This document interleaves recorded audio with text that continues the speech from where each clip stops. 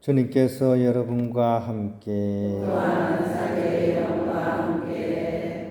루카가 전한 거룩한 복음입니다. 주님 영광 받으소서.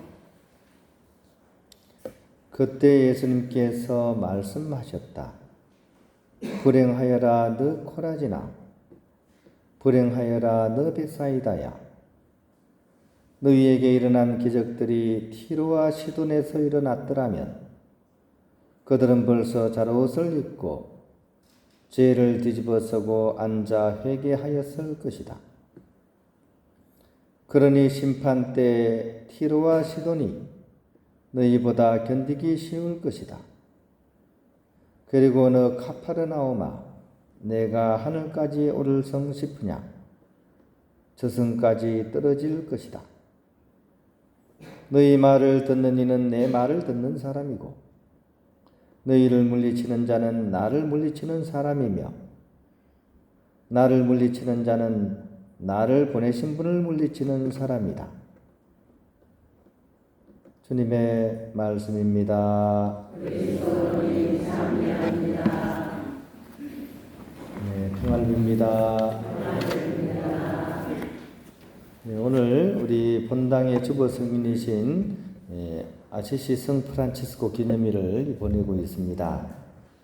이 성인은 1182년경에 이탈리아 아시시의 아주 부유한 가정에서 태어나셨습니다. 이름 자체가 좀 그 부유함을 의미하고 있어요. 왜냐하면 이제 아버지가 그 당시에 포목상이나 이렇게 그런 장사를 하시던 분이었어요. 근데 이제 물건 같은 거를 프랑스에서 고급 옷을 이렇게 천을 사가지고 이태리에서 이제 비싸게 팔아서 이제 돈을 많이 모았습니다. 그러다 보니까 프랑스가 너무 좋은 거예요. 부인도 그쪽에서 데리고 왔습니다. 삐까 부인이라고 해요. 삐까 번쩍 하시는 것 같아요. 그죠? 그러니까 프랑스가 너무 좋으니까 아들 이름을 어떻게 프랑스 사람 이런 뜻으로 프란치스코라고 이름을 지은 거예요. 프란치스코라는 이름이 프랑스 사람 이런 뜻이 들어가 있습니다. 그러니까 어릴 때부터 아주 이렇게 부유하게 아버지가 이제 돈을 많이 버셔가지고 이제 그렇게 성장을 하셨죠. 어렸을 때부터 어떻게 보면 사치 생활을 많이 하신 분입니다. 근데 이분이 좀 못 이룬 게 하나 있어요. 좀 불만이 뭐냐 하면 평민이었거든요. 중세 사회는 계급 사회였습니다. 귀족이 있고 평민이 있었습니다. 근데 이제 상인 계급이기 때문에 그냥 평민이었던 거예요. 평민인 사람은 어떤 꿈이 또 있을까요? 좀 신분 좀 상승해서 이제 입신양명을 하는 게 꿈이겠죠, 그죠? 귀족이 하면 되고 싶은 거예요. 그러니까 프란치스코는 그렇게 어릴 때부터 돈은 풍족했지만 한 가지 갈망이 있었는데, 신분 상승을 해서 내가 귀족이 하면 돼봐야 되겠다 이런 꿈을 가지고 있었습니다. 아버지도 거기에 막 밀어줬고요. 그래서 이 당시에 일반 평민이 신분 상승을 이룰 수 있는 길은 가장 좋은 방법이 전쟁에 나가가지고 이렇게 싸움을 잘 해가지고 전공을 세우면 너 정말 훌륭하다 해가지고 이제 그래가지고 이제 자기를 받고 귀족이 되는 방법이 있었어요. 그래서 이 프란치스코는 어릴 때부터 그런 준비를 했었습니다. 기사의 꿈을 가지고 이제 살았습니다. 그러다가 이제 그 당시에 이제 전쟁이 났죠, 그죠? 십자군 전쟁이 막 일어나던 그런 즈음이니까, 그죠? 근데 전쟁에 나가지고 진짜 전공을 막 세우고 진짜 이렇게 훈장을 막 받았으면 좋겠는데 애석하게도 전쟁에서 패하게 됩니다. 우리 편이 이겨야 되는데 우리 편이 져버렸어요. 그래서 붙잡혀가지고 이제 막 감옥에 들어가게 됩니다. 포로 생활을 막 합니다. 근데 아버지가 이제 돈이 많아가지고 아버지가 돈을 써가지고 이제 겨우겨우 이제 빼내와요. 근데 이제 전쟁터에 나가가지고 막 얼마나 험한 꼴을 당하고 고통을 겪었던지 1년 정도 그냥 병상 생활을 합니다. 그러고 나서도 이 꿈을 못 버리고 다시 귀족이 되기 위해서 또 한 번 전쟁에 나가려고 이렇게 하던 중에 이분이 뭔가 이렇게 여러 가지 좀 그런 어려운 체험들을 이렇게 하게 되는 거죠. 그러면서 내가 지금 살아가려고 하던 이 꿈을 이제는 바꾸어가지고 이제는 하느님을 향해서 나의 온전한 삶을 봉헌하자. 내 삶을 이제 세속적인 부귀영달을 꿈꾸는 것이 아니라 하느님을 향한 하느님의 기사로서 내 삶을 온전히 투신해 버리라 하는 그런 마음을 먹게 됩니다. 그래서 이제 삶 자체를 이제 세상을 향해 있던 그런 방향을 바꿔가지고 하느님을 향해서 돌아선 겁니다. 이게 뭡니까? 우리 교회에서 자주 부르는 용어, 전문 용어가 있습니다. 이게 뭡니까? 어제 신신분이 막 얘기하셨잖아요. 뭐라 그랬습니까? 회개입니다. 회개. 그래서 이 프란치스코 성인의 별명 중에 하나가 회개의 성인이에요. 회개의 성인. 가장 대표적인 회개한 성인 중에 한 분이 바로 프란치스코입니다.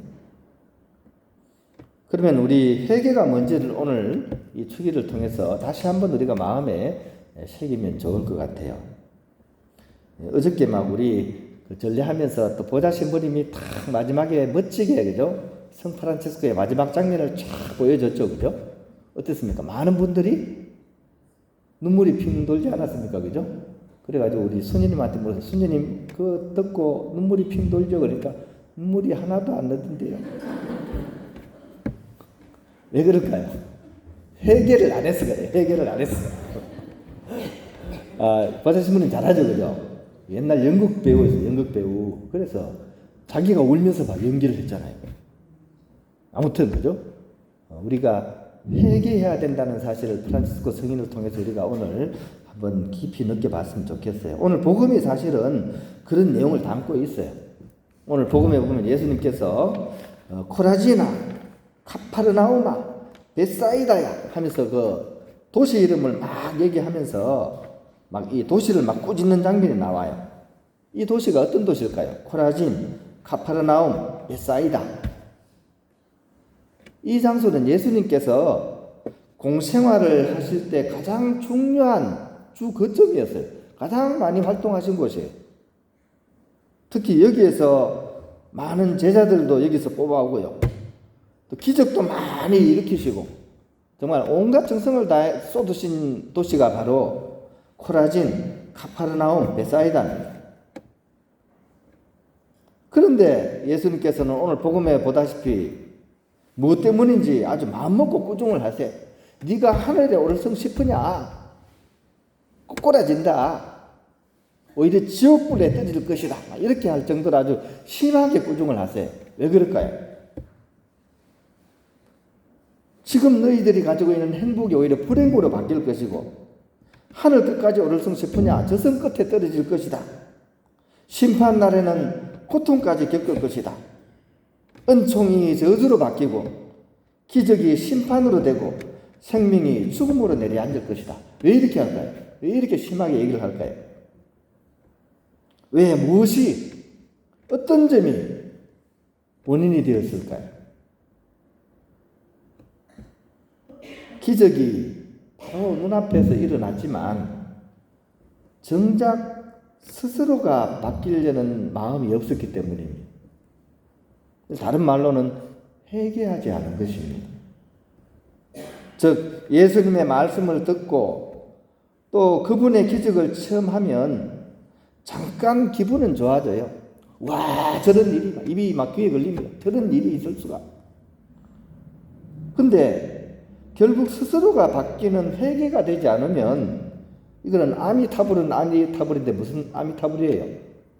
도로 아미타불이 되는 거예요. 갑자기 불교로 넘어간 얘기죠. 오히려 더 깊은 어둠 속으로 끌고 갑니다. 우리 성경을 보면 그런 얘기 나오죠, 그죠? 막 마귀가 막 들었던 사람이 마귀가 탁 나갔다가 나중에 어떻게 돼요? 저보다 더 힘센 7 마귀를 들고 들어온다 그랬죠, 그죠? 그죠? 이게 무슨 얘기일까요, 이게? 하나가 있다 그러면 안 나가는 게 좋을까요? 나갔다가 7 마귀를 데리고 들어와서 삶이 더 비참해지는 이유는 뭡니까? 그런 기적을 체험하고도 내 안에 아무런 변화가 없으면 오히려 더 비참해진다는 이야기입니다. 회개하지 않으면 그 은총마저도 없어진다는 얘기입니다. 그런 점에서 구체적인 움직임이 있는 것이 바로 회개입니다. 그렇게 하기 위해서는 단순히 말씀을 듣고 기적을 보는 것에 머물면 안 됩니다. 그것은 남의 회개입니다. 나의 회개가 아니라 남의 회개예요.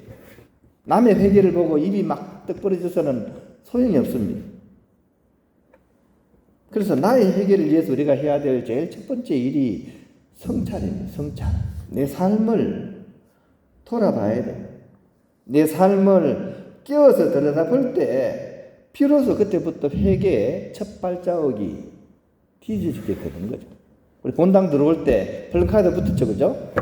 은총의 50년, 그죠? 발자국, 그죠? 이제 뭡니까? 다시 첫 발자국. 나의 회개를 바탕으로 하는 그 첫 발자국이 있어야지 진정으로 회개의 삶으로 우리가 접어든다는 얘기입니다. 오늘 우리 본당의 주보 성인인 프란치스코는 당신의 유언의 앞부분에 명확하게 이 부분을 짚고 있습니다. 전능하신 하나님께서 나 프란치스코 형제에게 이렇게 회개 생활을 해주도록 이끌어 주셨습니다. 내가 죄 중에 있었기에 나병 환자를 보는 것이 나에게는 너무나 역겨운 일이었습니다.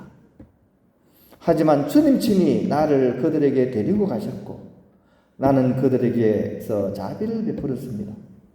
회개 1단계입니다. 돌아보잖아요. 나병 환자를 본 것이 너무나 역겨운 일이었어. 여러분도 다 그런 게 있을 거예요. 내가 정말 돌아보기 싫은 역겨운 게 있을 거예요. 그게 가족일 수도 있고 내가 하는 일일 수도 있고 나의 어떤 끔찍한 경험일 수도 있습니다. 근데 우리는 대부분 어떻게 합니까? 그거를 안 보려고 하죠. 절대로 안 보려고 합니다. 내가 그걸 어떻게 봐? 눈에 흙이 들어가야지 못 봐. 그러면 회개할 수가 없습니다. 나병 환자를 보는 것이 나에게 너무나 역겨운 일이었습니다. 하지만 하나님께서 나를 그들에게 데리고 가셨고 나는 그들에게 다가가서 자비를 베풀었습니다. 성찰하고 회개의 발을 내디디잖아요. 그러면 이어서 회개 2단계가 이루어집니다. 그리고 내가 그들을 떠나올 때에는 처음에 느꼈던 그 역겨움과 그 쓴맛이 내 몸과 마음의 단맛으로 변했습니다. 라고 프란치스코 성인은 얘기하십니다. 자신의 그 어두움을 바라보고 거기에 과감히 이렇게 뛰어들었고, 그죠? 그 안에서 이분은 나 환자 그리스도를 만난 겁니다. 내가 역겨워하던 그와 함께하고 있는 하느님을 만난 거예요. 그래서 구원을 얻은 겁니다. 피하고 돌아갔으면 결코 만나지 못할 하느님을 프란치스코는 그 나 환자 안에서 발견을 한 겁니다. 우리도 같은 여정을 걷도록 불리운 사람들입니다. 우리 또한 회개의 사람들이기 때문입니다. 그리스도인은 한마디로 회개하는 사람들입니다. 오늘 이 주기를 맞아서 우리는 우리 자신의 그런 삶을 성찰할 수 있어야 됩니다. 그리고 오늘 우리가 기념하는 것처럼 프란치스코 성인의 회개가 아니라 바로 나의 회개가 이루어지는 그런 새로운 첫 발자국을 디디는 그런 하루가 될 수 있도록 오늘 하루 내 삶을 깊이 들여다보고 성찰하는 그런 우리가 되어야겠습니다.